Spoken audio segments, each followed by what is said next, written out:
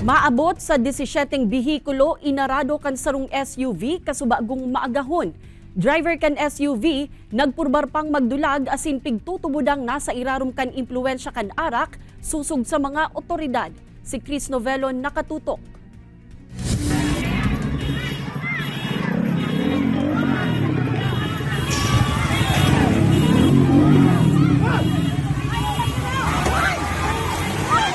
Garunagin eksena sa mga pelikula ang pangyayaring ini kasubagong maagahon sa kalabaan kan tinampo sa Maynaga Metropolitan Cathedral.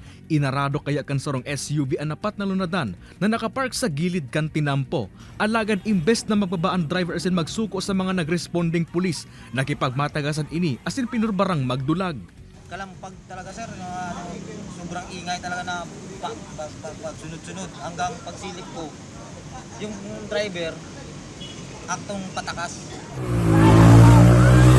Alagad ay pa nakakarayo sa lugar kan enot na naaksidente. Liwat naman ini nakabangga stressing iba pang bihikulo kung sain dumana ini inaresto kan mga otoridad.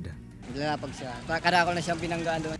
Gabos na gabos na naka-park doon, naradas po kaning Montero. Ano po, igwang single motorcycle, igwang tricycle, igwang pang mga four wheels. Ano po.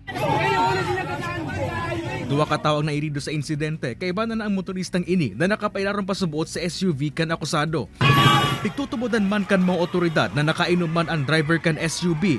Ninhurita na mamarong pasubot ini ning arak. Sangon niya, nasa kustodiya na kan Naga City Police Office Station No. 1 ang akusado na nahampang sa kasong reckless imprudence resulting to multiple damage to property and injury. Kay banan si Carlo Abunita, Chris Novello, Balitang Bicolandia.